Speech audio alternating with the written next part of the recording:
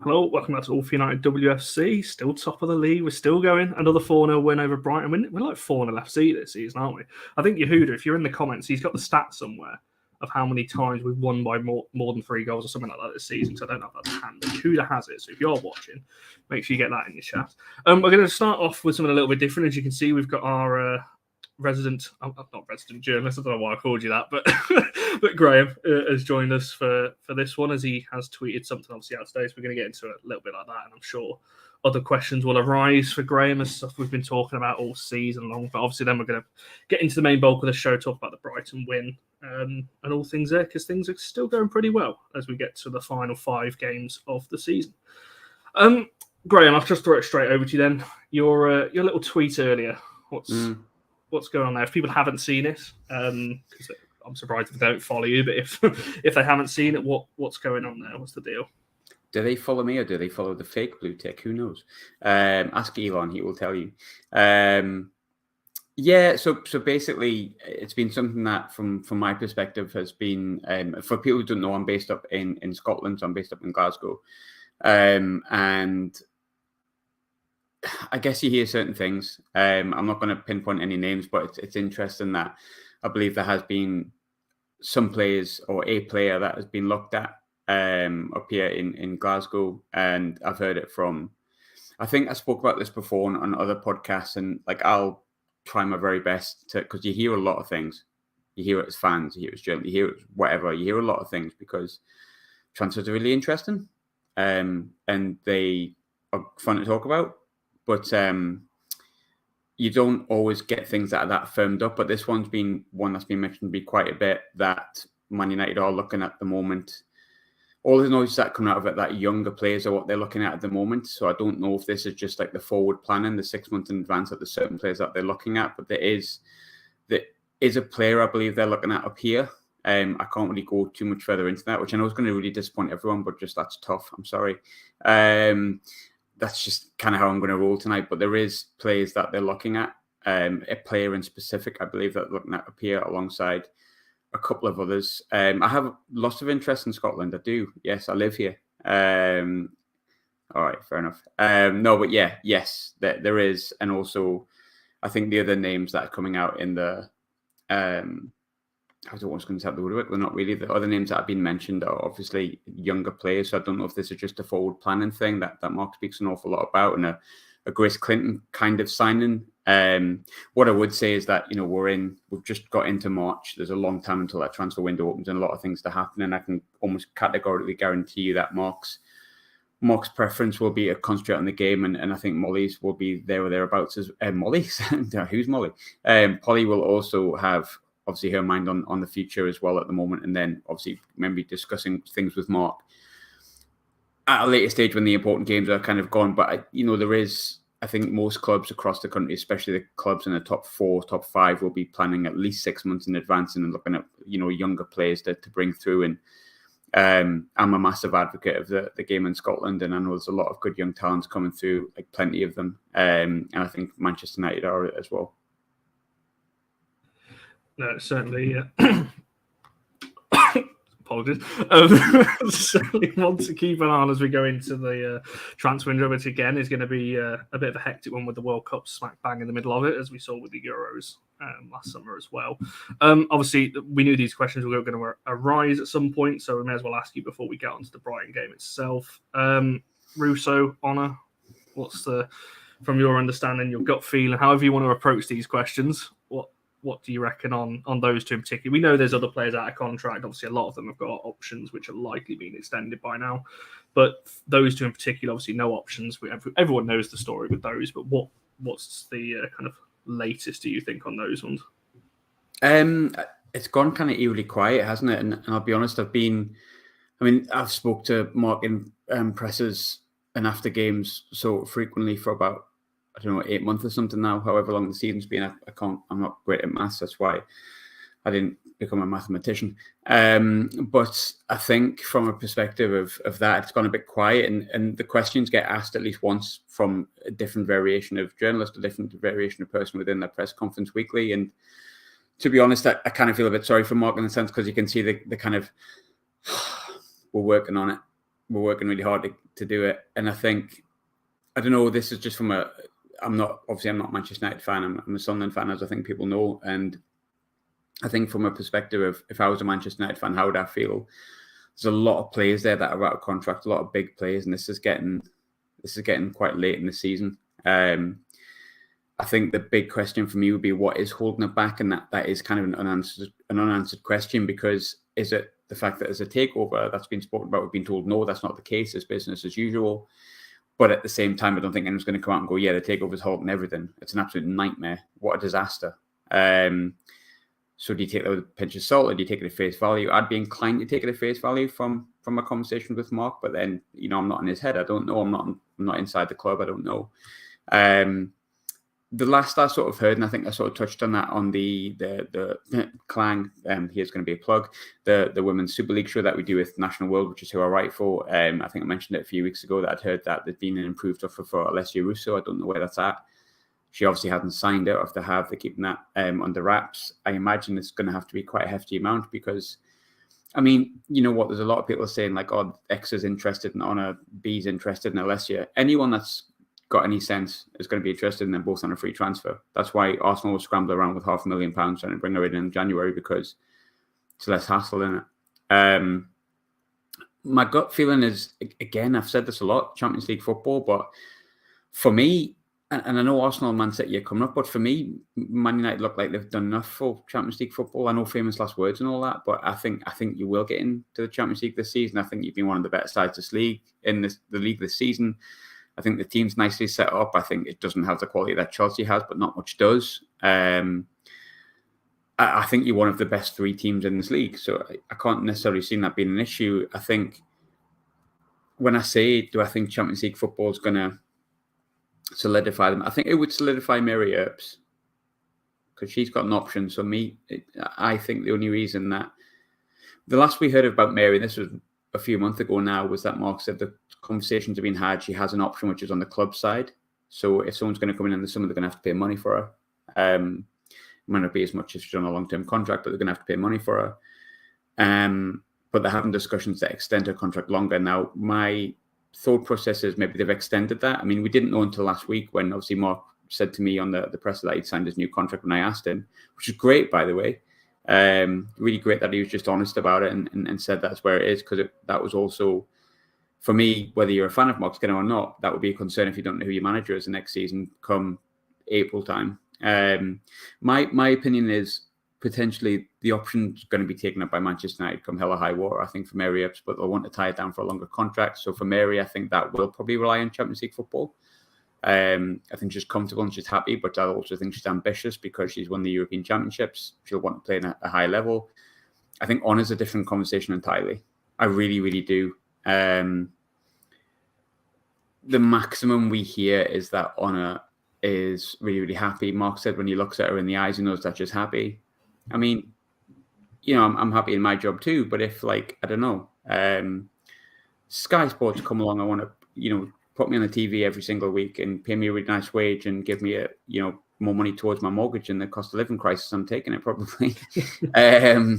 That's not a pitch, by the way. I think there's clubs that are going to be further along the road in their story than Man United are that would be wanting Honor, and I also think the same with Alessia. I think it was I personally think, if I'm completely not honest with you, the fact that Man United turned down £500,000 for Alessia Russo was wild. Like, in what sense? Obviously, there's a lot of talk, particularly obviously, Russo and Honor are the two big ones. From those two in particular, I think you said this on last week. You mentioned the National World show last week. I think I remember you got asked this question, your gut feeling almost. I think, again, correct me if I'm wrong, you said your gut feeling is that Russo will move on. Yes. Are you sticking by that? Yeah. And that's me not knowing anything in between. That's not knowing, Alessia, she's not going to answer the phone, not to me. So I don't know anything about like that. You only hear what's already came out. So user is in the know as I am with that sort of stuff. But for me, let's say they turned down £500,000 in January. So if they've turned down £500,000 in January, that means that Manchester United definitely want to keep her and they're willing to risk £500,000. They're willing to risk not having that and getting a record transfer fee 6 months before our contract runs out, and they get absolutely nothing for her. So that makes me think that they're confident that she's going to sign a new contract. They're confident they can keep hold of her. They think it's important to keep hold of her. We're 4 months-ish later, 3 months later, there's no contract being signed. So what's the hold up?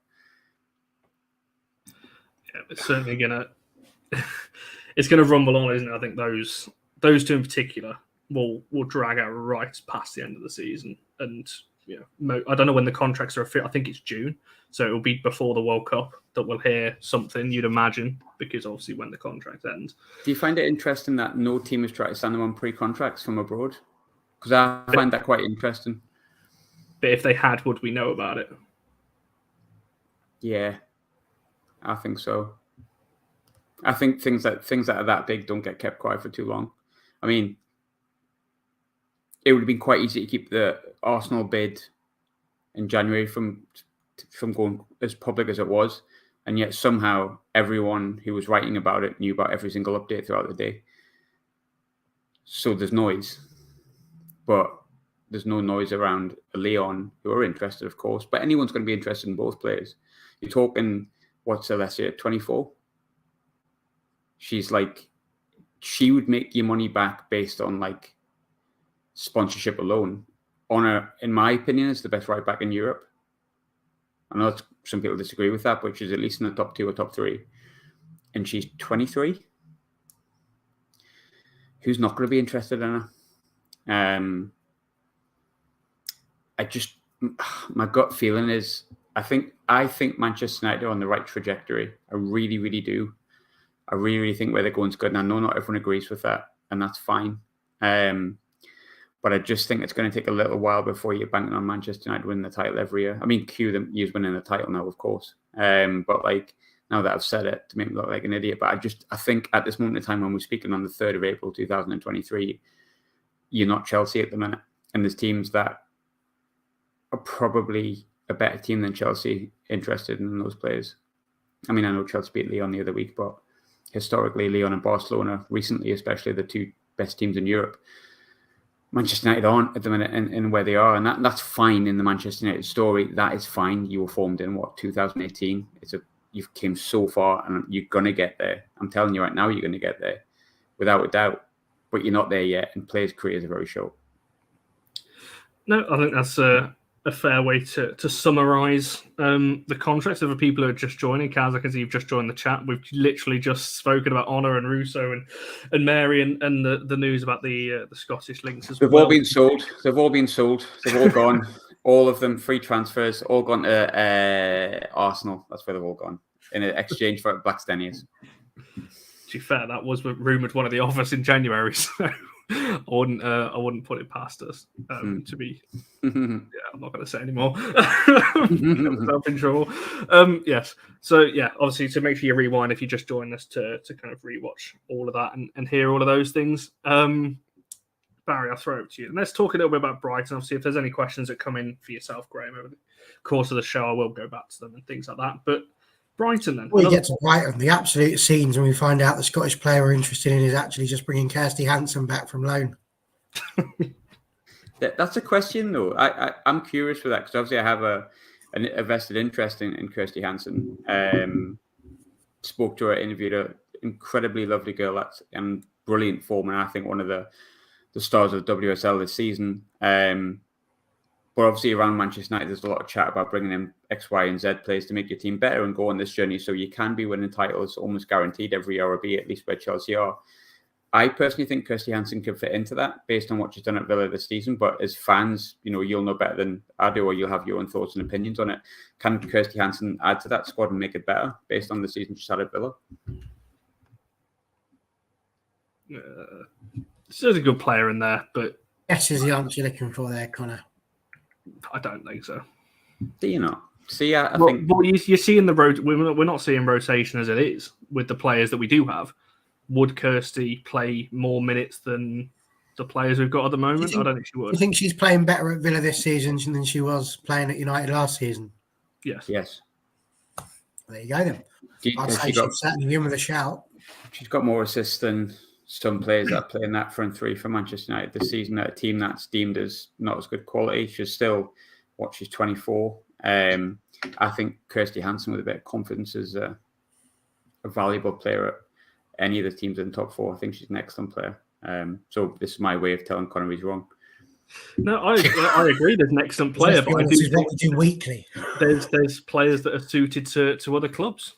Sometimes you just find a club that you suit, and obviously she gets on well with Carla Ward. She's got a good group of playing with Daly and the other players that Villa have.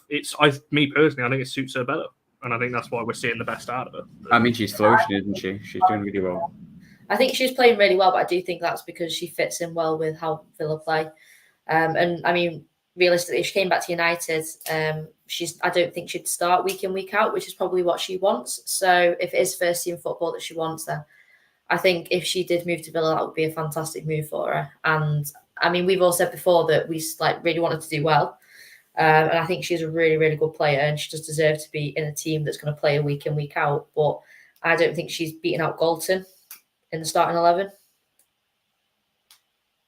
Yeah, and like I said, we've got a whole host of right wingers that have not, to be fair, that haven't nailed down that position. So there's space on the right potentially, or we might just go and sign another right winger in the summer, and we've got another one out there. So who knows? But yeah, there's definitely a player, and I don't think anyone doubts that one. What's this one saying? Graham, in your interview with her, she didn't mention Skinner.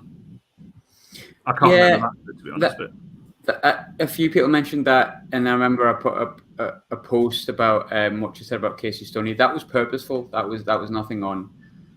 That was nothing on Kirsty at all. I purposely missed out that kind of recent stuff. I didn't think it was a fair thing to ask her. That was more on my side than anything else. Just to be completely blunt, I know it would be a bit more interesting for me to be like, "Oh, yeah, that's a valid point," but I'm going to be honest with you and say that I purposely didn't ask those questions because she's on loan at Aston Villa at the moment, and I don't want to be asking people in-depth questions about the current manager that A, they're not playing under, and B, the club's got to go back to. I just didn't think it was too fair. And I also found the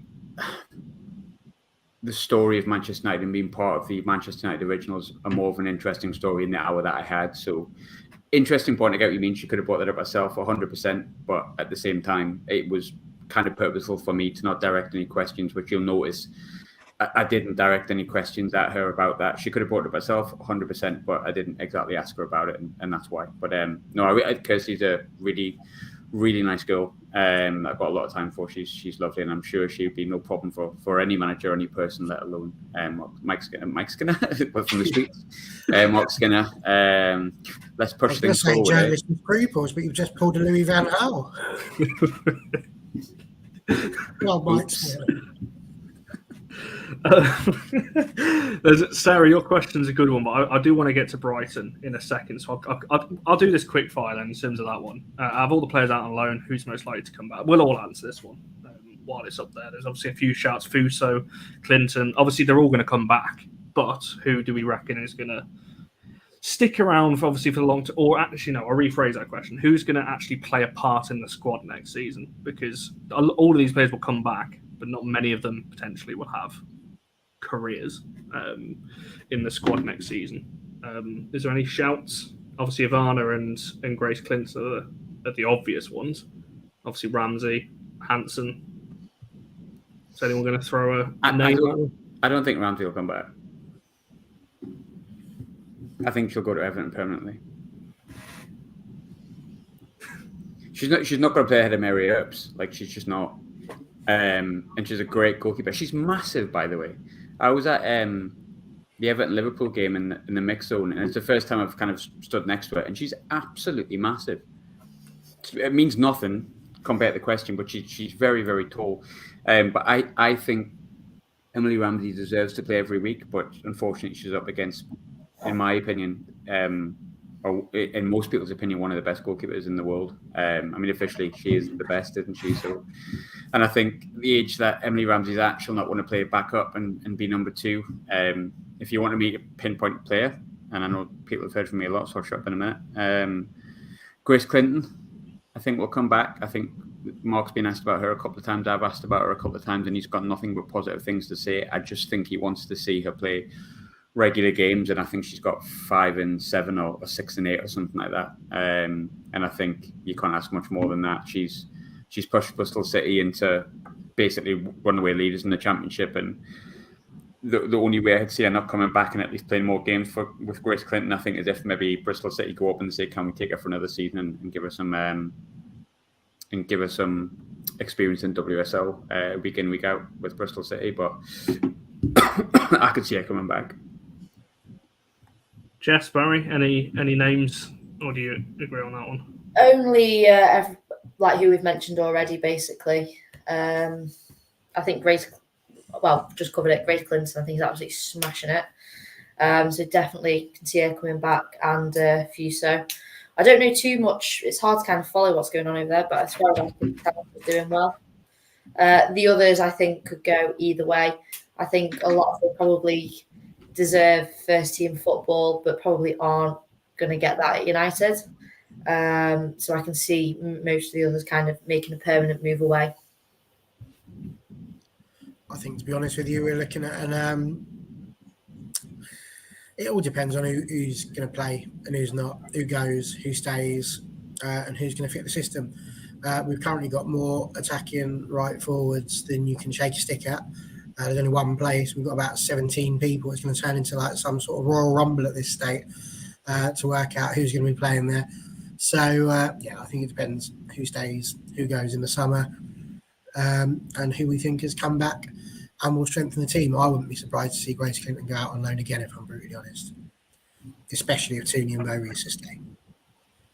Wouldn't be against it, certainly to a WSL side as well. Get her experience stacked up in the WSL as well. I don't think many would complain about that one.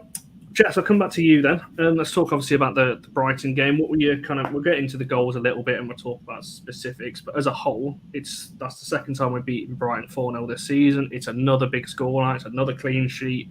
It was just another United winning like 4-0 type of performance, right?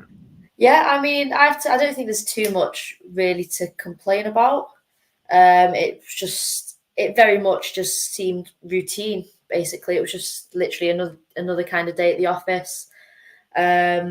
Nothing really super standout.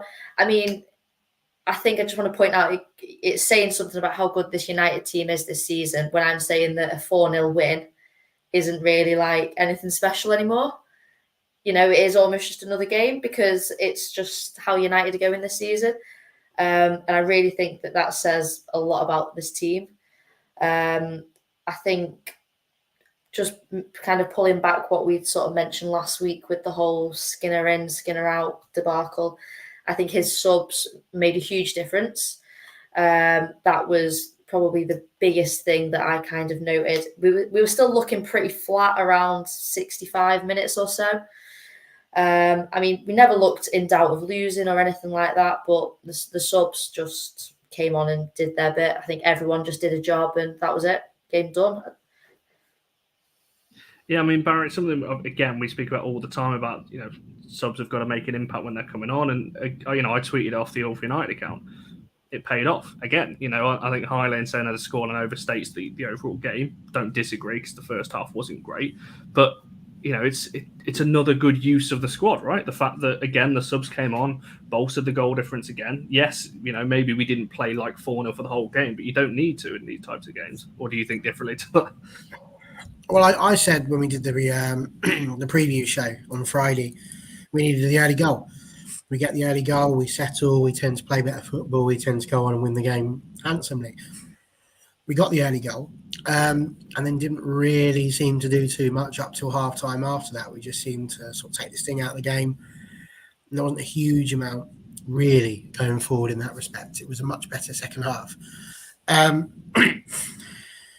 think the key thing for me came from the commentary from Sky Sports, actually, where they were saying that we are well and truly in this title race, the way in which we are well and truly performing like those teams that we've been wanting to break into. Graham says that we're one of the the top 3 teams in the WSL right now, I'd be absolutely fascinated to work out which one of the top 4 he thinks isn't a top 3 team anymore. So maybe he'll answer that at some point. But I genuinely believe that we've absolutely nailed it this season. We really have. Just 2 defeats, both of those to, the previous champions. A dodgy draw against Everton, which ultimately could be the difference at the minute. But I think it was a fantastic game. Brilliant to win 4-0. Delighted to have got that on my prediction league prediction there. So that was a good news story for me as well. I've never wanted a late goal quite as much as I did there. So Lucia Garcia has just become my favourite player of all time, actually, just replacing Eric Cantona. I was going to say that actually ruined my prediction because I went for 3. So another reason why I love Lucia Garcia. It's ruining your day, making mine. Love that. I was going to say your mate Chris has pulled a bit of a gap at the top of the predictions league, hasn't he? After another good week, I'm slow. I think it's looking more like a single horse race at the top, but there's still all to play for. Graham, I'll actually get you to answer Barry's question. Obviously, speak about the United Brighton game as well if you want, but who do you think is going to be the one to miss that? Because I think every single team in that top 4 is capable. Whoever misses out is going to feel hard done by, I guess, because of the quality in the squads. But who do you reckon? Well, 2-part question really. What do you think of United again at the weekend? And also, if United are a top 3 team, who is the one that is going to miss it? City, I think. I feel really bad saying that. You think I was going to say Arsenal? Yeah. Nah. Arsenal are hitting a really good run of form at the minute. I know they haven't got Viv and Beth Mead, but I mean, that goal Frida Manham scored the other night, the goal that Katie McCabe scored the other day, like their ability to just... Man City are a really good team. Like, I was at the game against Chelsea. They're a really good team. And I feel really harsh saying that. I think they'll be the ones that finish 4th. I really, really do. I think those 2 results at the start of the season's killed them. I think if you take those 2 results out, I think they're well within the... Even if you just change one of them to a win or a draw or 2 draws or something, I think they're well in with a shout of getting the title. I know they lost yesterday against Arsenal, but Arsenal are a good side. Like, they're in the Champions League semi-final for a reason. They're not... We're talking about qualifying for the Champions League. They've got a chance of winning it this season alongside Chelsea. And if anyone's going to make the final at the minute, out the English sides, I'd back Arsenal to do it because of the challenge that Chelsea have against Barca, who are like almost inevitable at points, aren't they, Barcelona? But I think Man City will miss out, and I think that's not because I don't rate Man City. I think Hasegawa has been one of the best players throughout the season. I think she's an absolutely outstanding footballer. I've got a lot of time for Lauren Hemp. I think Chloe Kelly's, believe it or not, I think Chloe Kelly's underrated. I know that might seem weird because she gets like put on posters, but that's because she scored a goal. I think people forget how good of a player she actually is, how much she creates for City, and how positive her running and her pace and her power is. I think defensively they're a good team. I think they've got really good players there, but I agree with that. I think Arsenal have momentum. I think United will get a result against... I think United will get a result against City. I don't know whether they'll beat Man City, but I think they'll get a result. And I think come the end of the season, United will just end up with a few more points. I think take the Chelsea games out of the equation. United have also been very resilient at points this season. It's a hard one to choose. It really is difficult to choose because, like, I'm saying City now, but by next week I could be like, what an idiot, G. Like, it's obviously going to be Arsenal. I know it's not going to be Chelsea, put it that way, because Chelsea are just too strong across the board. Chelsea are kind of the blueprint of what the teams below them want to be, aren't they? And Arsenal's probably the closest to it. But I think Arsenal have hit momentum. I think Manchester United, it's probably their time to get into it, and I think they probably deserve to be top 3. I think City's opening 2 results at that season. Was it Emma Hayes that said if you lose 3 games in the season, that probably puts you out the title race? Isn't it no team has won the league losing more than 2, I think, is the stat they brought up on Sky yesterday. And I know the discussion is Champions League qualification, and hey, look, there'd be no reason for Man City not to do it, and Man City would deserve it. I know you're not going to like this, but from my perspective, the women's team, good club. I controversially quite like Gareth Taylor. I think he's done a fabulous job considering he lost Kira Walsh, Caroline Weir, Georgia Stanway. You're literally that's like taking, I don't know, my intestines out and asking me just to continue on as normal. It's a terrible analogy. I don't know why I used that, but I've used it anyway.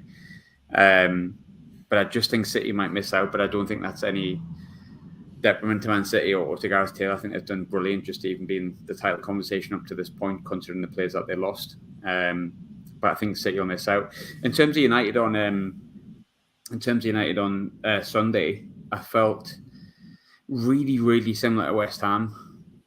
Really, really similar to West Ham. Like the first half was kind of easy to switch off. I'll tell you what was quite an interesting topic of conversation, I thought, and I don't think the first goal was a foul. I really don't. I don't think Leah's goal was a foul at all. But I found it interesting that pretty much the exact same sort of goal was disallowed in the Everton-Liverpool game for the exact same reason.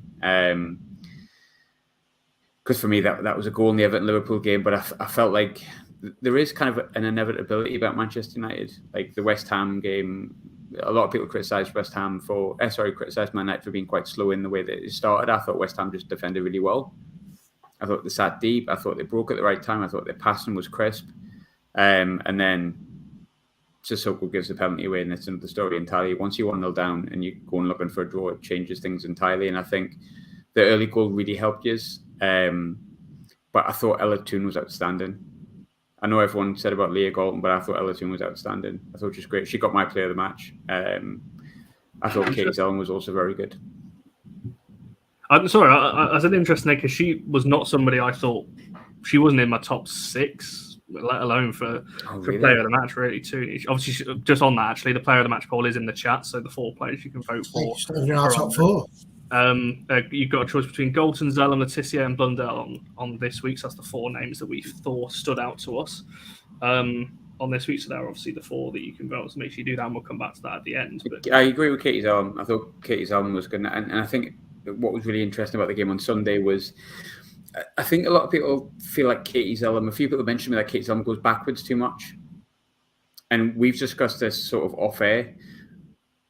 Because of the way that Man United recently, second half, just kind of bomb on, is there a potential ability that, what you were saying before, Connor, off air, was that, Manchester United just tiring teams out in the first half so they can just batter them second half? Because it's interesting when you watch Katie Zellin. If you can want to watch the 90 minutes again, watch how many times Zellin goes backwards, sideways first half. Just sometimes just go forward, but a lot of the time she'll play it just, to the wings. She'll play it like to Amelia Turner or May Letitia. Second half, all the passes are forward and penetrative. Now, that could be as simple as Mark Skinner saying, look, Kate, I need you to pass forward more. I need you to be more penetrative with the passes. But I've seen that also against West Ham. I don't know if, like you say, the first half tactic is just tie them out, just keep the ball. Second half, we can absolutely batter these. But the way Zellin passes in the first half compared to the second half is a little bit different. I haven't got the stats to back that up. It's just the way I watched the game. But I thought Zellin was really good. I think, her set pieces are outstanding. They're always at the very least dangerous. I know Leah got all the praise, but yeah, like I say, for me, I thought Tooney was outstanding. I didn't think the first half was much to shout about, but I thought Tooney was the best player then, and I thought second half Tooney really had a good game as well. I think she quietly goes about her job, Ella Toone. I think people kind of forget what she brings to the game. I think almost because you got used to the quality that she brings. Yeah, massively. Rachel Williams is great, isn't she? Yeah, Zellin does split opinion with her fans. Do you want my opinion on Katie Zellin? For sure. That's why it was. Yeah, why not? If we don't agree, we don't agree. If we agree, we agree. I want everyone to come on here and speak what they think or see. I think she's massively important to Manchester United. I think she's hugely important to the way United play. Football's a game of opinions, look, and if we all agreed shows like this wouldn't exist and supporters wouldn't exist, and it would all be completely pointless because we'll all just go, yeah, that was great, good night, and it would be stupid. And people are going to disagree with me. They're going to throw stats at me, and they can. And that's completely fine. For me, Katie Zellin is one of the most important players in the team. Every time I've watched her, I'm impressed. I've never been disappointed with her.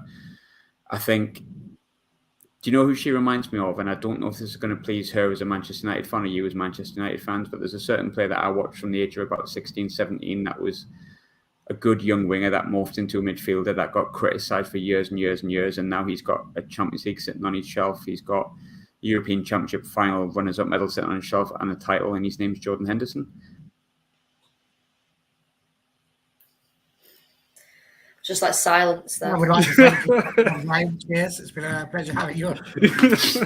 But you can't argue with what he's won. No, you can't argue with his work rate either, to be fair. Mm-hmm. And the way you like, kind of carry a team and do that like grunt work that no one notices. I think that's a big thing with sort of centre mids, especially sort of more holding or defensive centre mids, because they don't do anything that kind of looks obviously pretty or looks obviously like special. I think they kind of go under the radar, and it's the same with the countless players that I can think of that are actually really good but have never got the recognition that they deserve, and they normally don't get the recognition until they're like long retired, basically. But it is a really important job, and I know you mentioned before about how she passes back a lot in the first half. I wonder if a lot of that is just trying to retain possession, basically. Mm-hmm. Especially because we're not playing. I won't say we're playing badly, because we didn't play badly in the first half. It's just a bit boring, bland, whatever. And you're trying to like play yourself into the game. The only way you can do that is with possession. So sometimes you do have to kind of go back to basics and just play some simple passes rather than trying to pick out those kind of diagonal absolute worldies. Just keep it simple, especially, I mean, the state of that pitch, you know, I play on pitches like that, and they are hard work. So sometimes you do literally just have to go back to basics, make those short passes, get your head in the game, and then look to progress. And that's basically what we did going into the second half. I agree 100%. I just think she's really important. You know, I know I'm throwing examples out here, but like as I said before, I'm a Sunderland fan. We lost our sort of Katie Zellum, if you prefer, and Corey Evans, who's really like a really boring, unfashionable player that you'd never get. Corey Evans, number 4 on the back of your shirt, brother of Johnny for the Man United link there, and also tying something in at the same time if you wanted me to. But he's done his cruciate ligament. He's missing, and it's crazy how much we miss someone that can just pass the ball 4 yards left and right. Because it keeps the energy going, it keeps it ticking over, and you know, United's strength on their wings is so massive. And for me, Zellum does that. I think Hayley Ladd as well, especially. But for me, Zellum's just a little bit have a higher level. And I know she hasn't. I cannot understand why she hasn't been picked for England. But I'm not going to question Serena Wiegman. I think 9 times out of 10, Wiegman has picked Zellum as part of her squad. And you don't get in the European Championship squad with all that quality unless you've got something about you. I'm not saying she should be in the team. I don't think she should, because I rate Kira Walsh very highly. But she's in that discussion for a reason. That was also Katie Zellum's 9th assist, I think I read today, in all competitions. And that's an amazing amount of assists. You know, you don't have to have been a long time watcher of All for United to know that I'm a huge fan of Katie Zellum. I was a little bit sick in my mouth when you mentioned a Liverpool player's name here on a Manchester United podcast. I'm not going to lie. That's going to be a bit tricky, but I do know what you mean. Yeah. You know, possibly Michael Carrick might have been a slightly nicer name to use there. But hello, what's up there? So I was thinking Carrick. See, it's much nicer, isn't it? Yeah, it's a palatable name, I think, to throw. Absolutely. Very underappreciated was Carrick as well, but I will not praise Michael Carrick because, of course, he was born in Newcastle. So we will move on from that one. See how it feels? See how it feels? But yeah. I think Katie's amazing, honestly, and I just find it bizarre that people are so anti her in almost every Twitter debate you have. There's somebody there, and I get what Graham's saying. People are going to have different opinions, and absolutely so. I get it, but yeah, I just think sometimes we have a huge problem in this country where we like to build players up and then just try and knock them down again. It's as if they can't reach a certain pinnacle. We can't all be, you know, high flyers. We can't all be an Ella Toon, an Essie Russo, you know, all these sorts of players. You know, you need people to do the hard work and the hard graft, and she does that absolutely brilliantly. And I can remember being on here having a debate with you guys before, way back in the infancy of my time on this channel. And I remember saying that the reason she's captain is because she's a leader. they want to follow her. They will go into battle and fight for and with Katie Zellum because she's one of them. There's no ego there. She's willing to help and lift other players up. She is very much playing for the team. She's not about Katie Zellum. She's about Manchester United Football Club. To me, she's the epitome of what this club should be about. She lifts all those around her up and she puts them straight on her shoulders. And I think we would notice it if Katie Zellum's not playing. And I think it's no surprise that she didn't really play in the Conti Cup and we didn't do too well in that, did we?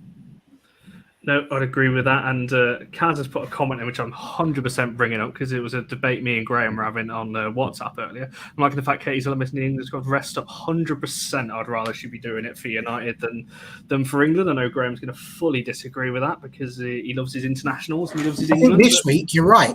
Because what is the point of it? I know there's going to be other countries that are doing more important things, but we're in this made-up thing called a finalissima, where we can play against the South American champions just because we won the Euros. So that's and then we've got Australia, I think, on the Friday. It's just like the most pointless couple of games ever. So yeah, I can't stand friendlies. They're just pointless when it comes to an international window. They're just windows for me where you just lose players that you'd much rather keep. Yeah, no, everyone knows. Connor's dying to just hand this on to me. He's just waiting for me to explode, isn't he? But no, I'm going to shock people. This, especially if there's any Sunderland fans. But I'm country over club every time. Oh, that was my reaction, Barry, earlier as well. Don't you worry. I love. You know what it is? It's nostalgia. Like I was born in '86. I sort of half remember. I sort of half remember like Italian 90, but Euro 96 was like the big thing for me. So for me, like England together and England like actually potentially doing something, it's just massive. And I know what people are saying about friendlies and stuff like that, but for me, it's all massively important. I think the big thing, and probably something me and Barry will both agree on, is that Katie Zellum will want to be in that squad. Absolutely. No matter what the Man United fans want. This is it. Players want to play for their countries, and I 100% agree with that. I think what's annoying, especially when you're talking about the WSL, there are so fewer matches to play in. You don't want them to be playing in matches that don't mean anything. And I think that's the key thing. Friendlies don't really mean anything. That's why I quite liked the Nations League. Although it is just glorified friendlies, at least they've made something out of it that can be built up into something. I just think this one is... It's just not. It's nothing special, and that's the problem. I think because it's just the America game was classed as a friendly, but I quite enjoyed beating the Americans. I'm not going to lie. Oh, I really enjoyed that. That was great. We can do that again. I don't mind that one. I don't know what that means, but it's a bit of a slur, really, if we're honest.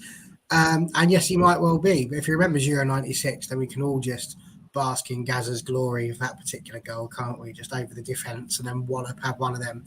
So there are very special moments in internationals, but interestingly enough, very few that I remember positively that are friendlies.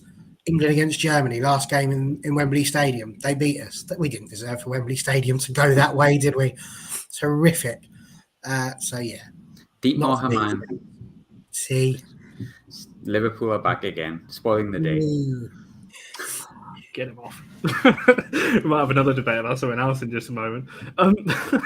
There was a question a bit further. So I do want to try and get back to Brighton. There was a question a bit further up there.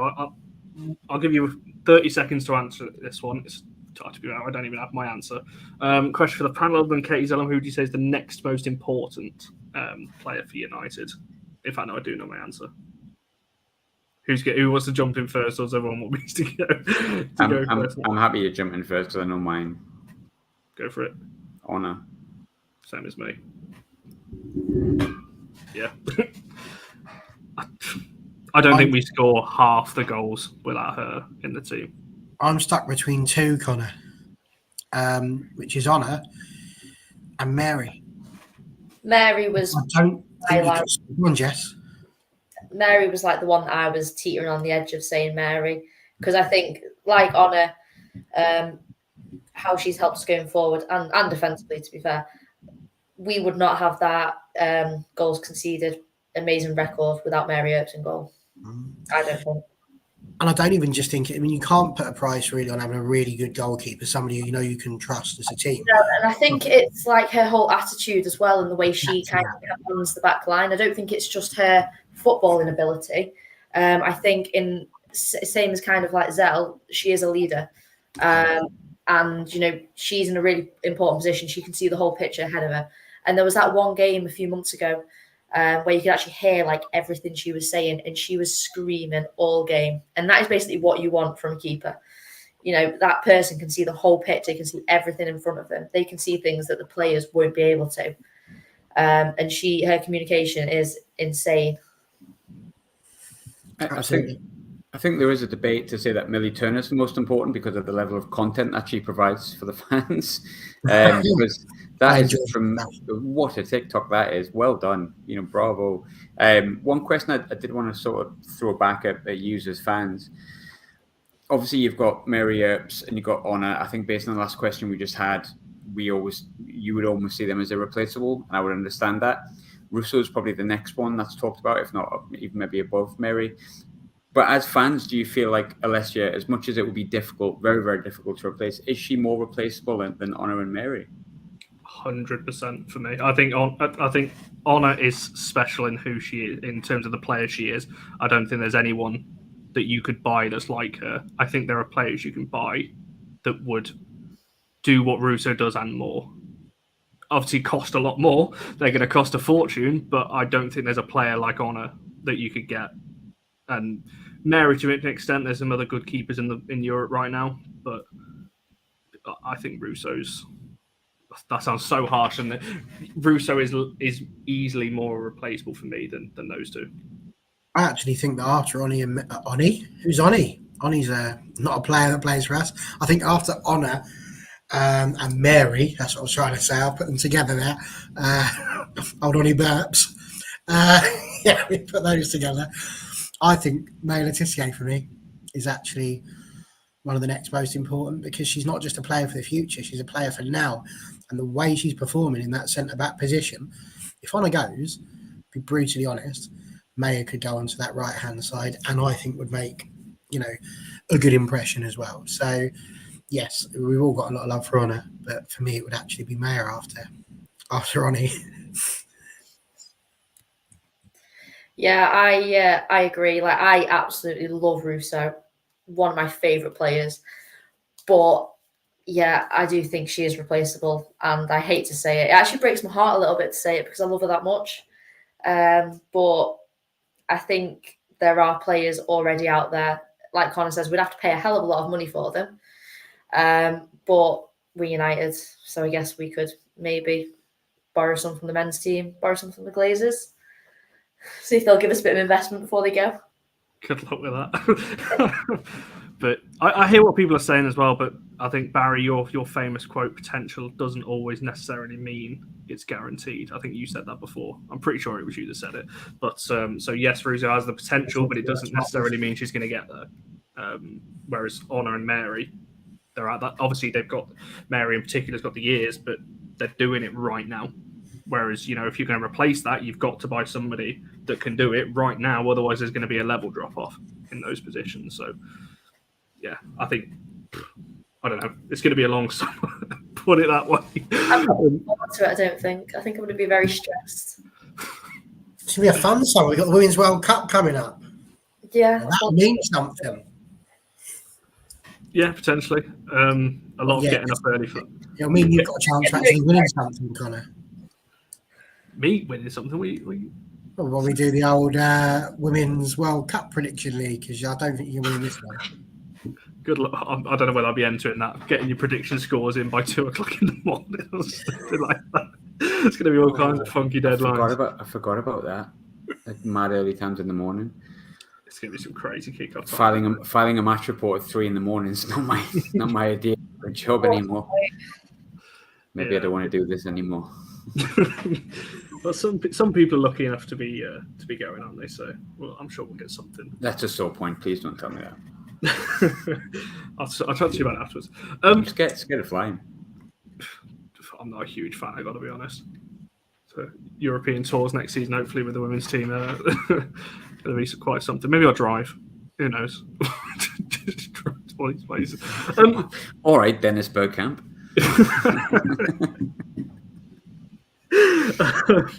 Moving it back to the Brighton game, obviously we can't not mention Galton. The 2 goals, obviously it started obviously from the corner, but in particular the second goal.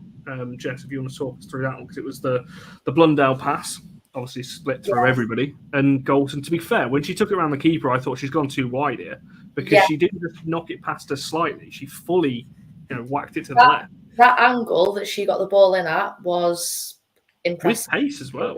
Pace on the shot. But in classic Galton fashion, she obviously had to fall over afterwards. I actually think that's why we scored when we scored the first goal. So she scored and she stayed on her feet. And I think that's why we didn't then progress from that point. Because I think no one really realised that we'd scored because Galton scored, but she stayed on her feet. So it didn't register to people. But when she scored and then went down afterwards, that changed the game. So that's just my theory. But no, really good goal. And the ball from Hannah Blundell was actually insane. Like, that assist was incredible. I mean, Barry, for yourself, how do you kind of see Galton's performance in that second goal in particular? Because she's on level goals with Russo now, if you're going off WSL goals. She's both on 8, so she could become, she might finish our highest scorer in the league this season. So she's had a cracking season as well, and it just shows her level that she's playing at right now. I think she's having an amazing season. She's always weighed in with goals. Maybe not necessarily the top goal scorer each time, but she's weighed in every single year a season with more than her fair share. I think that the last couple of weeks particularly, she's been outstanding. Since she's come back from her little injury that she had, she's just not missed a beat. She's come back, she's stronger than ever. And I agree. I mean, the header for a start was a really, really good one, close to the goalkeeper. She's not necessarily renowned for rising like a salmon, and she didn't need to on that one. I feel the goalkeeper probably could have done better, didn't. But Galton did her job superbly. I agree the second one is more impressive. The angle, as we said, that's just insane that you can put a ball in from there. It's so easy to miss. But it just goes to show, that's what having a natural right footer there, natural left footer there can help you with.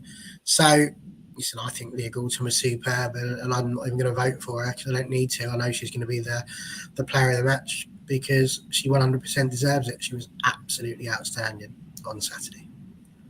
And interesting what Highlands, but they're both level on goals in all comps as well, with 9, and Garcia's creeping up as well. I don't know how many. Garcia's got to be on 5 or 6 by now. She's on 6, I think, because I'm sure her first one against West Ham was a 4th, so I'm pretty certain that's 6. So that must be a decent goals to starts ratio potentially. I know in the league she's got one of the best goals to minute ratio, certainly for us, and I think across the leagues as well.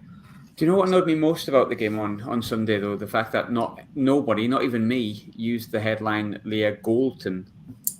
See, I did. Off the All for United account, I tweeted that for the first one, I think. I feel sad that I didn't even see that. So, what do we think about, and also, because I know I think I know what the answer's going to be here, but I can't remember who spoke up about it. I might have been Gilly, I could be wrong, about Leah and England. I know she said pretty much she doesn't want to, and there are her own reasons, and I think everyone should respect that. But from you are the England manager, you're picking the World Cup squad, and Leah made herself available. Do you think she would get in? Because I certainly do.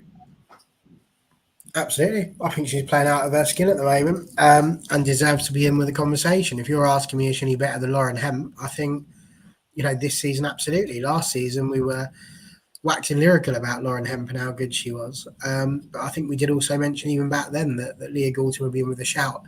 She's a fantastic player. Just chooses not to play for her country. And, that's absolutely fine. It's not for everyone. And I think in that respect, as you said, that's where respecting their wishes comes into it. And that's why I feel just insanely sorry for Katie Zellem, who I think is one of the best in her position in the WSL. But I love the fact that Leah Galton would rather, traipse around Tesco's or Morrison's or whatever and do her shopping on the weekend rather than, be going elsewhere. And I like that. I think it's a good work-life balance to have. And I think it's really showing in her game at the moment. and we don't have to worry about her slipping on a banana skin or something when she's going around Tesco's. So, that's good. Yeah, I'd tend to be fair, I think I agree with that. I think she would definitely make the squads. I probably don't think she would start because I think Serena's very much, I know she likes to experiment a little bit, she's very much set on her squad, and she doesn't variate from what we saw last time. Obviously now Ellen White's obviously not in it, but she doesn't tend to variate too much. So I would argue with you here. I would argue with you strenuously and with passion, because you look at our forward line at the moment. Just imagine, right? We've had Nikita Paris starting. We've had Alessia Russo starting. We've had Leah Galton starting. We've had Ella Toon starting. If you take that front four, we are currently the 9th highest scoring team in Europe. Joint 9th. There's another team with 46. We're the highest English team, without doubt. Barcelona on something like 101. After 24 games, we've nailed it. We've absolutely nailed it. So for me, there's a massive argument there that why would you not play that front line? Add in a Zellum there as well. To me, it kind of makes sense. So I actually think Serena would be a little bit crazy not to try and put those players together, because they play together every week. It's like, how easy is that? It's literally just lift and place. Yeah, this is going off topic slightly, but I think what works for United might not necessarily work for England. I think that's the only caveat I'd throw back at that, because yes, you're putting a lot of United players into that, but I think it's a different way of playing. It's a different setup around in terms of the back line, and most of the midfield will be different. I think regardless, and I know it's a completely moot conversation because the choice is obviously Leah's and it has to be respected 100%. And maybe that's why she's playing so well, because she feels comfortable in knowing what she's doing every week and not having to worry about things like that. But I think she'd be from a fan's perspective, and as we've all made it quite clear, I'm a big fan of England. I think when you look at she has her starting 11 to Serena, but the substitutions are always impactful. We've seen that with Ella Toon, we've seen that with Alessia Russo in the summer. Obviously, that's going to evolve a bit now with Ellen White retiring and with Beth Mead being injured. But I mean, having the option of bringing the likes of, say, someone. I mean, your right hand side is going to be Chloe Kelly or Lauren James. Your left hand side is going to be Lauren Hemp. But imagine if that was your option. So on the bench could be like a Lauren James and then a Leah Galton, like an on-form Leah Galton. It's her choice, and I think 100% that needs to be respected. And I think that's the most important thing here, is that she's comfortable in how she feels. But from a fan's perspective, I'd love to see what she could do in an England shirt, even as part of the squad. And I think the form she's on, she deserves to have as much recognition as possible. But I guess at the end of the day, as long as she's happy in herself, that's going to get her the best form, isn't it? And from a United perspective, especially for you guys, that's going to be the most important thing, I think. No, I think that's a fair way to look at it. As we said, ultimately, the decision is Leah's. I'm pretty sure she would be in that conversation if she openly came out and said that that was a possibility. But she's got her reasons for it, and fair play to her. As long as she keeps smashing it for United, as United fans, we cannot complain in the slightest on that front. You mentioned somebody maybe doesn't get praise on all those kind of things. Somebody who definitely doesn't get enough praise, and I started tweeting about this recently because it was Barry's little rant that he did on Friday that kind of set me up for this in terms of the Mark Skinner conversation, and I am going to give him praise. Rant doesn't happen, does it? Why me? But something obviously he gets heavily criticised on, and rightly so. I think in some games, we're not going to sit here and say it's been perfect every game. We were sat here when we drew to City, and I was saying that he should have made changes earlier. But in recent weeks, Barry, certainly since the turn of the year, I feel like the subs have been a lot better and impactful. Because again, he made sub at the 60th minute. Williams came on, made an impact on the game. We looked obviously a lot better. Garcia's come off the bench and scored again. Now, don't get me wrong, we were sat here on Friday saying Garcia probably should start. But again, Skinner's argument would surely be, well, I'm getting the most out of the squad because they're coming on and they're scoring. And ultimately, the team is still doing well week in, week out, regardless of that. So me personally, I think he deserves credit for what he is doing with the players that he's got. 100%. I think we could have stopped it, just he deserved credit because he does. He's got his team to the top of the league and to the semi-finals of an FA Cup, as I said before. Listen, you're right in terms of his subs. Every manager makes questionable substitutions. Every manager does it at times. You've only got to look at Ten Hag at the weekend and people go, what's happened there? So it's very easy to do those things. I think the thing is that he was making those substitutions, just not always necessarily at a time that people were happy with.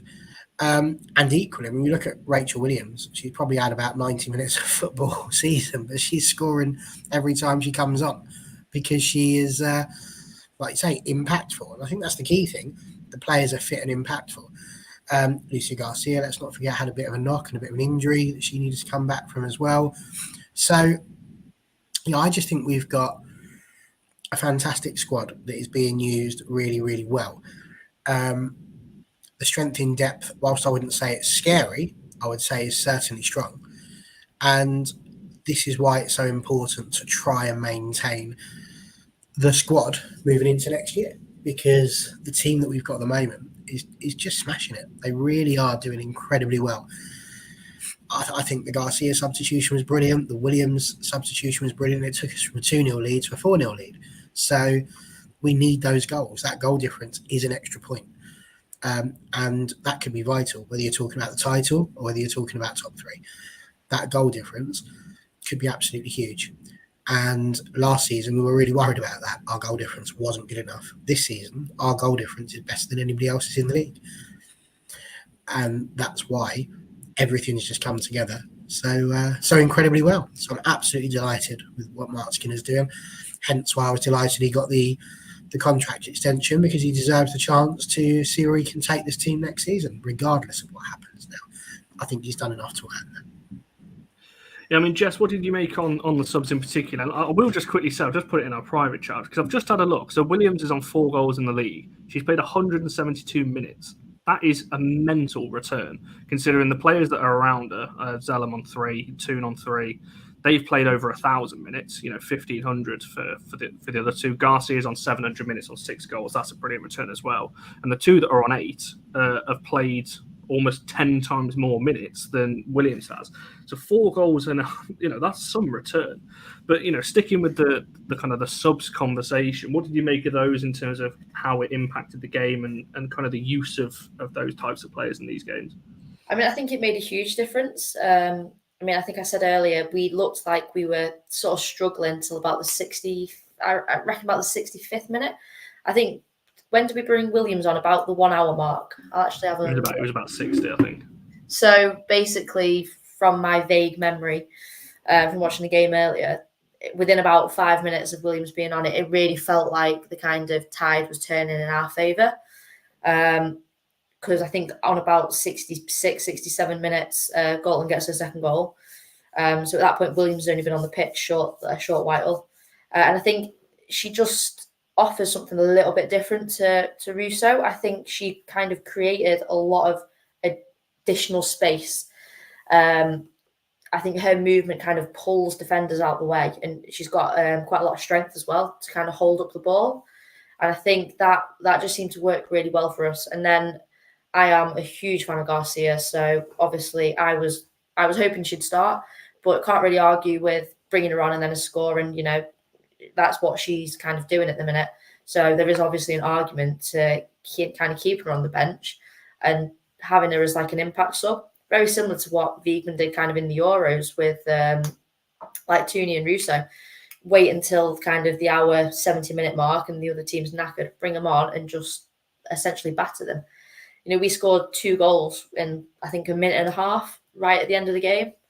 And a lot of that was down to the subs. Well, that was the subs. So I just think that, the subs and Skinner's kind of decision when to bring the subs on and who to bring on were pretty much spot on in this game. I don't think there's any kind of room for argument.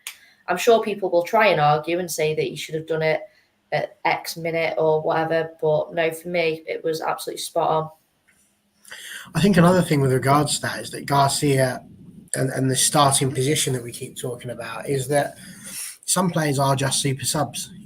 Ollie was always better coming off the bench than he was starting. But I think when we're talking about this tactic of this idea that we're going to wear the teams down and then bring on players with pace and that are going to work hard and hassle them and make it difficult for them and pressure them into mistakes, all of our front line can do that. It's not like we have to sit there and go, we can only bring Garcia on, she's the best at it. Martha Thomas can do that. Nikita Paris can do that. So we have players. Rachel Williams does that. We have players that can come on and do that. I think my biggest issue, and again, it's a minor one because we won 4-0, But my biggest issue was almost the forcing of Bo Risa and Tooney onto the same pitch there, whilst maintaining Hayley Ladd and Katie Zellum in the midfield. I've got no problems with Ladd and Zellum, by the way. They absolutely should have been starting. We've argued that many times. I've got no issues with dropping Ladd to bring Zellum, to bring Toon and Bo Risa on together. I can't quite understand sticking either of them, Vilda or Ella, out on the right-hand side. And that's a little bit mad when you consider we've got Garcia, Paris, Thomas, all of who can play in that right wing slot. So I'm a little bit frustrated by that because I don't feel it's fair. You wouldn't take Sophie Bagley and go, "Oh, you've not had many minutes. We can throw you. Let's throw you. You can come on for Russo. You can do that." You wouldn't do it because she's a goalkeeper. So it's not a sensible thing to do. I don't like it when we start shoehorning players into positions they don't ordinarily play in, when there are players available who do play in that position. So yeah, I'm not a massive fan of what he chose to do there, but ultimately the bloke and the girls won 4-0. So frankly, it is just the ramblings of a fat bloke from Stevenage with no football experience at all. So, take it with a pinch of salt, really. It's not that important, is it? I think almost everyone would agree with you, because when that team came out, I was looking at it going, hang on a minute, there's 4 midfielders, like centre midfielders there. And it was like, it's almost like what we used to do last season when we put Staniforth out on the right and we put Zellum lads too, and they were all playing together. I'm all for Bo Risa, Tooney and Zellum, all lads, to play together, not all 4 of them at the same time, because as you said, Barry, you're putting one of them out of position on the right-hand side. Does a job, but I certainly wouldn't be looking to do that further forward, especially, as you said, the form that Garcia's on. Someone mentioned earlier, Paris are the top scorers this season. Why would you? I don't get it. I personally don't get it. There was a bit further up. There we go. What Kaz said that I'm on board with that, to be fair. I quite like that Russo. Even, again, talking about players out of position, Russo's not really a right winger, but she's more suited there than Tooney or Vilda is. I quite liked it. I'm not against seeing that, to be fair. I'm with you on that as well. I think because Russo plays quite a fluid kind of game, drifts across the pitch anyway. Sometimes with Tooney kind of going as more of a central striker role, I actually quite enjoyed that. But you starting with that? I wouldn't start with it. No, but during the game, mix it up a bit, keep us fans on our toes. She did say that, to be fair, there. Yeah, absolutely. Not as a starter, but for exactly that. Good. During a match, absolutely, don't start with it. It's not. It's not polite, Mark. No, I 100% agree with that. I think I wanted to throw this over to you, Graham, because it's something that people who are praising Skinner on Twitter always get the backlash of it. I had a few, when I put my tweet out, I didn't fully praise him. I just said that I thought he deserved a bit of praise for it. And I literally had, I won't name them, but I literally had people messaging me saying, "Are you sure that, do you want to do that?" Praising Mark publicly. And I'm like, what's going on here? So I'm going to ask you, Graham, because you've got no affiliation to United. You just report on the news. Be as honest as you want. You can tell us that we're talking rubbish if you want. But Mark Skinner this season, in terms of how he's used his squad and all things like that, where do you kind of stand on the whole debate? Because a lot of people, neutrals I'll call them, have looked at the United fan base and gone, what the hell are you complaining at? I think there's definitely some valid criticism. We spoke about it on this channel all season. Where do you stand on what he's done with this team and how he's brought this team throughout the season? I think he's got better at it. I think at the start of the season there's probably more criticism of it. Like, I didn't quite understand some of the subs he'd make. Like, I can't quite remember, but I think, did he bring on Garcia on the 89th minute or something against Man City? And it was just like, I didn't understand it at all. I didn't get it. He had explained it. He did it again with Garcia in the other week. I can't quite remember which game it was, and he kind of gave an explanation behind why he did it. I'm not 100% sure I was on board with it, but I think, my thought on things was I like Mark Skinner. I've been quite open with that. From a perspective of, my actual job title, I'm not a fan, so I could never be a fan, and I would never criticize any fan's opinion for it, because that's your football club, it's not mine. I just report on it. But from a perspective of a journalist, if you want to call me that, he's very nice to speak to. He's very honest. I don't think there's many flies on him. when I speak to him. I don't feel like he's telling me things that are not true to kind of keep us happy. Yes, there's things you want to keep sort of in-house, I'm sure, 100%. But I don't think he's like overly with that. So I find him quite an honest and nice person, which I personally think I'd enjoy playing for. But I also think he's on like a journey, the same with Man United are. I don't think Mark Skinner is the finished article as a manager. Not at all. It wasn't that long ago he was at Birmingham, and all due respect to Birmingham, but they're not in the same... They were never in the same position that Manchester United are now. And I think when I look at people who really like Mark from a player's perspective, or who speak highly of him, a lot of them are the experienced players, like Rachel Williams spoke really highly of him. I wrote a piece on that. I think it was just before the West Ham game. She spoke really highly of him. She's played with him twice. Obviously, Katie Zellum and him get on really, really well. You don't make someone the captain if you don't like him. They got on really, really well, and we've already spoke on Zellum and what she does. So I think you've got a grip on the team, and I think the team believe in what he's doing, and that's why at the top of the league at the moment. I don't think they'll finish there, and I understand. See, I'm a Sunderland fan, so me sometimes finishing fourth is great. I understand for Manchester United, even if your club was formed in 2018, you need to be ambitious, you want to be top. I completely get that. If you go up with success, you expect it, and that's ingrained in the history of your football club.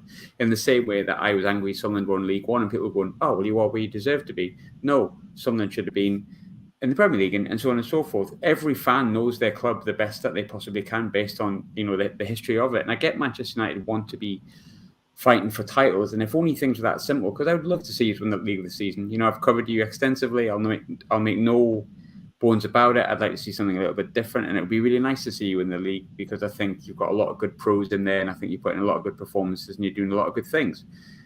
But I think Mark's on a journey as well. I don't think he's the finished article, and I think it's natural for him to make mistakes. I understand the doubts that people have in him, because I know from memory that Casey Sonny was very, very, very popular, and I think Mark Skinner is vastly different. Yeah, he can waffle a little bit. He really can. He can definitely waffle. I personally really like it. But he's a very respectful, truthful, honest man in my own experience. And I can only judge someone as far as, I take them, I suppose. And I like him in that sense. From a fan perspective, it's difficult for me to comment. It's like I say, it's your club, it's not mine. If I was to give you my honest opinion, I think he's got better. I think he can get better in terms of his substitutions and his rotation. But then I didn't understand the Borussia thing. What you said before, I didn't get that. For me, if you want to play Borussia, either rest Lad and play 2 8s or 2 10s, or rest Elatoon and play her in the 10. I felt like it was like, well, I'll just put her in here somewhere. And I don't think that's really fair on Borussia, because how can she impress when she's playing in a position that's not really hers, or she's like the players that she play alongside her in a different position? We've seen it work for Borussia, yes, against low-quality opposition, Lewis, Durham, and I'm not saying they're bad teams, they're not, but obviously they're not in the same calibre of a lot of these WSL teams. I would have liked to see Borussia given a bit more of a shot against Brighton in her position, or with players in the right position. But in terms of his substitution, I think he's got better. I do think he's got better, and I think I can't come on a show and say, I don't know too much about his recent substitutions, when like the substitutions added to the scoreline in the past 2 games. So it's definitely working, but I also understand he doesn't want to change it, what he sees as a winning team. And I would be quite hard pushed to find a spot for some of those players. Like, if I'm honest, my midfield 3 would be Haley Ladd, Zellum, and Toon. Then I'd have Garcia on the right, and then I would have obviously Leah Galton on the left. One criticism I would probably have of him in the games against West Ham and Brighton, I would probably prefer him just to have a sitter like Zellum or Haley Ladd and then play 2 10s. I don't necessarily think you need to have the 2 sitters. But then again, my thinking process behind that is get a big scoreline, get your goal get difference even higher. He would say, well, we won both games 4-0 when I started that way. So ultimately, the proof will be in the pudding, and that's results. If he wins games and he wins the league and he wins your trophy, like, I'm sure he doesn't give a flying pig what I think, or any of us think. And I understand there's a definite split in the fan base. And I've said this 3 times now, but I'll say it again. It's not my football club. It's your football club. And you will know better than I will. And you can have that opinion. And you're right in that opinion, even if it's completely different to mine and other fans. That's your opinion because it's your football club and it matters to you more than it ever will to me. But I quite like him. I think he's doing all right. I think he's getting better. I think the club's getting better. I think the club's improving. And I think together, all of you are on a journey. It's just a case of some fans are going to not feel like that and want a different manager, and that's fine. Does that answer the question? I think that was a pretty fair reflection of it. It's probably where I stand. I think I agree with TJ though a little bit. The fact that he gets a lot of unfair criticism makes me and probably some other people defend him more because just to try and balance it a little bit.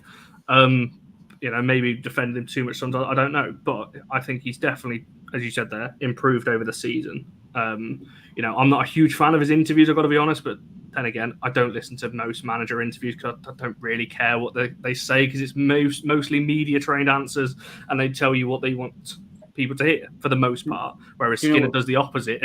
Just what I think quite interesting about Skinner is when he does speak. I mean, I don't really watch the ones on the TV as much because I listen to the ones I'm in for obvious reasons. But when he speaks about players and he speaks about improving and getting better, he said that he felt they're not even 50% of the way there to the team that, we want. We. Speaks we. Very rarely I.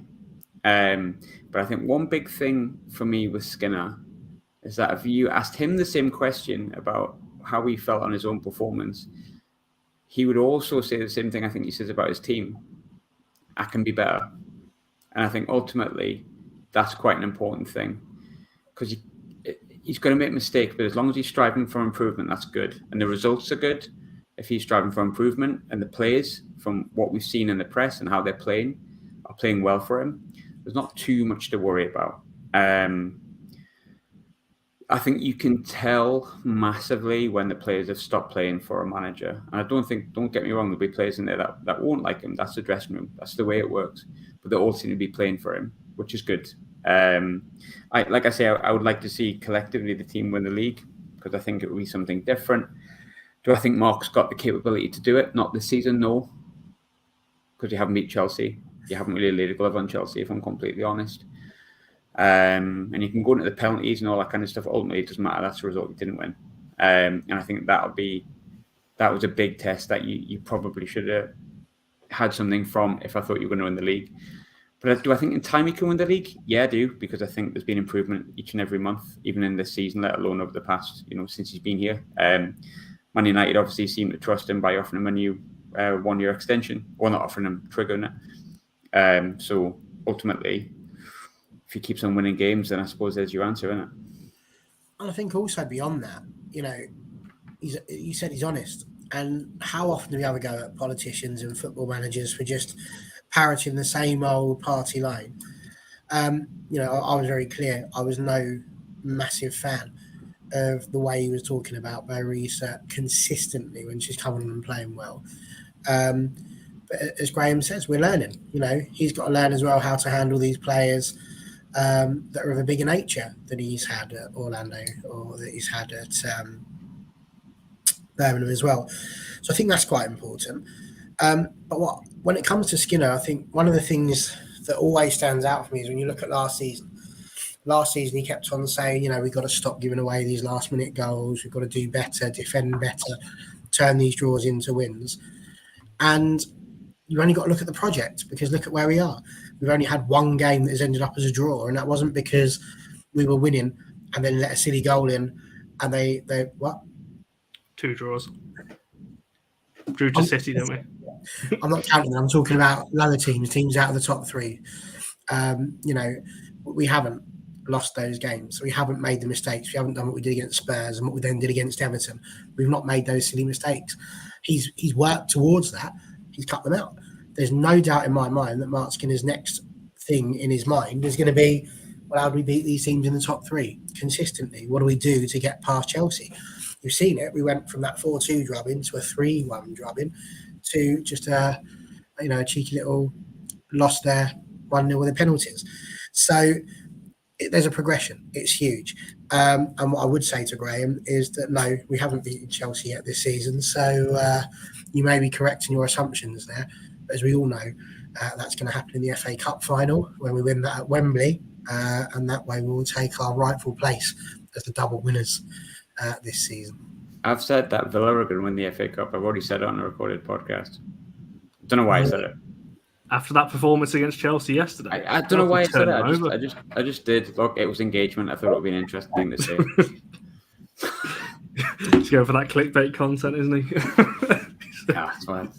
Yes, but I honestly thought Villa might have put in a bit more of a. And look, Chelsea are a good team. Like, it's not like they didn't put a shift in. I thought they might have been a bit closer, but that shows you the gulf between, in my opinion, first and fifth, doesn't it? It's still a way to go, and I think Manchester United now have jumped into that top three, as I think top four, very competitive top four, and kind of, I mean, you beat Villa 5-0. I know that's changed an awful lot. I mean, to be fair, Lucy Staniforth wasn't playing at right back in that game either, which was the weirdest thing I've ever seen in my life. But yeah, I think it might be a Chelsea-Man United final, but Chelsea are a good team, aren't they? I mean, to be fair, as we've said all along, if we do manage to somehow pip Chelsea to the post, that's an incredible achievement in itself. With the budget that Chelsea have and their whole squad is stupid. They've just knocked out one of the best teams in Europe in Lyon. So they're also years ahead in their story. The fact that you're even competing with them, and I know that's hard for a Man United fan to hear it, and I'm coming at it from a completely different perspective. This team has been. I've got a pair of jeans older than Manchester United women. You know what I mean? And like, I still wear them. So for you to even be in that conversation is massive. So I think when you think about that, and I know you can like jump when you have money and you have like that size of club, and there's a reason you were able to bring such good players so early doors, because it's Manchester United. I was born in '86. I understand what Manchester United are and what they stand for and what they kind of encompass. I get that. So you can jump a little bit faster than just, London City Lionesses. I understand that completely, but it's still only 4 or 5 years as a football club. It's not like Chelsea where Emma Hayes has been there creating an absolute legacy for like ages. And you're in that conversation. I'm not going to put my house on Chelsea beating you in the cup final if you both get there. I think they probably will. I don't feel comfortable enough to put a couple of grand on it. Not that I bet I'll put my house in it, but like that, and that is progression in its own way. I think it's just, every fan base is different. In Manchester United, they're so ingrained in success, so ingrained in it. Even me, when you played Newcastle, the men's team played Newcastle in the final, I was like, surely Man United do it. Surely you'll beat them lot. And I was banking on you based on your historical success. And that's going to be ingrained in the women's team as well, because you're so used to it. But in reality, you're years behind Chelsea, years behind them, years behind Arsenal, who's been doing it for years and years and years. Won the Champions League in their history before you were even a thing. You're in that conversation now, and that's due down to the work that's been done over the past 4 or 5 years. I know you want it now, but you might just need to be a little bit more patient. But I'm telling you, it's coming. It's not too far away. But it's not hard for us to hear, Graham, and it shouldn't be. It shouldn't be hard, because sensible people should be able to sit back and look at what you've just said and realise that's the truth. It's miraculous what is happening here. All the more reason to celebrate what we're doing rather than getting quite so antsy about it all the time. Indeed. Right, we'll come to the player of the match poll then before we look to round this one off. I thought it's gone exactly the way I thought it was going to go. So, yeah, Blundell on 4%, Maya, Letitia on 9%, Zellum on 13%, Galton on 72%. So she absolutely smashed the poll, as we kind of all expected. Is there any disagreements with that amongst the four? I'd probably put Maya in at second, actually. I thought she was my runner-up for player of the match if you took Galton out of it. But no, Galton was 100% the winner for me. I said Toon in my match report and Galton. Obviously, that's not what everyone agrees with, but I thought she was great. I thought she played very, very well. But you'd be hard pushed to say Galton. What was it? 4 shots, 2 goals, 6 shots, 4 on target, 2 goals or something. Yeah, really good. I thought May was really good as well, but I think May is good all the time. I think she's outstanding. If he is a hot take for you, I'm a huge fan of Millie Bright. I think if she wasn't fully fit for the the World Cup, which I'm sure she will be. You know, Emma Hayes said the other week she's fine, but, you know, because she's pulled out the squad and all that kind of stuff, who would I put in place of her? Maya straight away, 100%. And I'd be confident in that. Jess, any arguments from you? No, it was Galton for me. Probably followed by Maya Letizia. I thought she's insane. I know we kind of mentioned it pre-show, some of her like long balls. I think she's starting to rival now actually Millie Bright a little bit for some of those long balls. I was actually thinking while I was watching the game that I don't know if that's how she's kind of shaping her kind of defensive career, but I thought that she's actually starting to look like she plays similar to how Millie Bright plays, which is fantastic for a young player.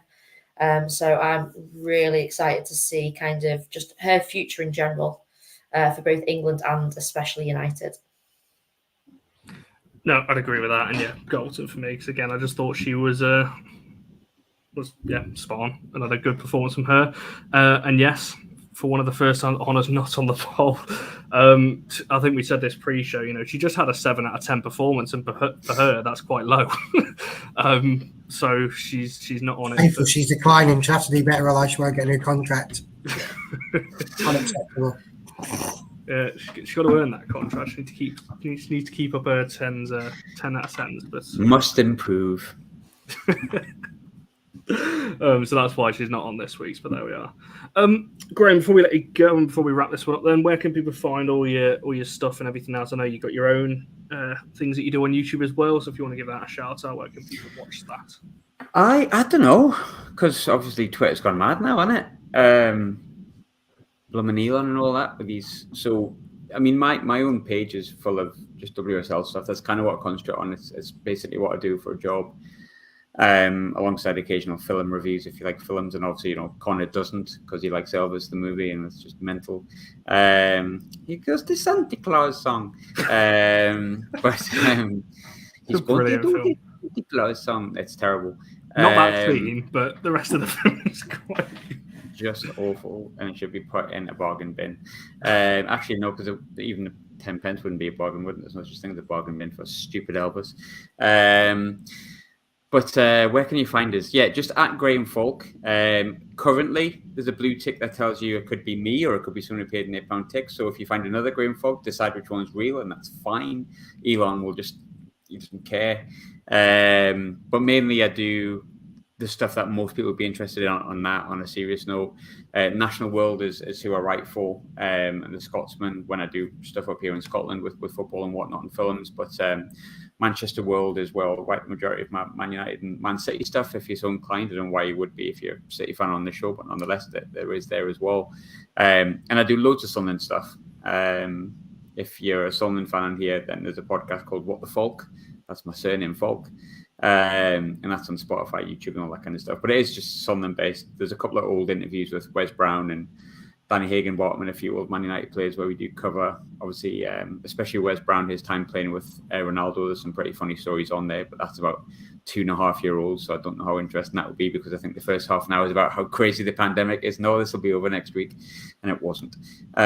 So fast forward on. But if you want to find me, you can find me. Hopefully, I've really enjoyed covering Man United this season, and hopefully you'll still have me next season, and I can continue to do it, and alongside the other WSL clubs. But thanks for having me. Nice being back. I'm just ranting about nothing now, so just please continue and stop me from talking, please.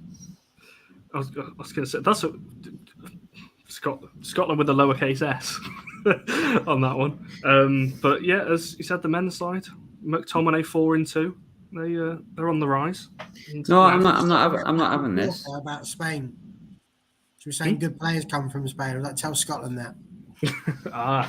And I'm not having this because McTominay scores 2 against Spain, but what did he do against Newcastle? Yeah, what did Scott McTominay ever do for me? To be fair, we were all disappointed yesterday. That's for sure. I gave up around when Ten Hag started making it like a 2 at the back formation, and it was like a gung ho all up front. I was like, yeah, we've lost this now. I'm disappointed in you. Me? Just Manchester United Man United as a whole entity. I was not best pleased with that. No, it didn't. Wasn't it as relaxing as Sundays I would have liked, but you did ensure that there was no trophies on Tyneside, as per usual, as has been standard since 1955. So I appreciate that. Thank you very much. I also wanted to give a shout out to Spurs today, Connor. Oh, don't get me and Graham on Spurs again. Craig, we've already had a debate about It's massive because they've just announced that their game against Brighton is going to be played at the Tottenham Hotspur Stadium. And I just wanted to kind of point out to the powers that be at Man United that this is how you market a game, because that's massive. And I'm not even being funny, because the Spurs Women podcast has said, or women's blog, sorry, has said the same thing. It's a relegation 6-pointer. It's a massive game that's coming up.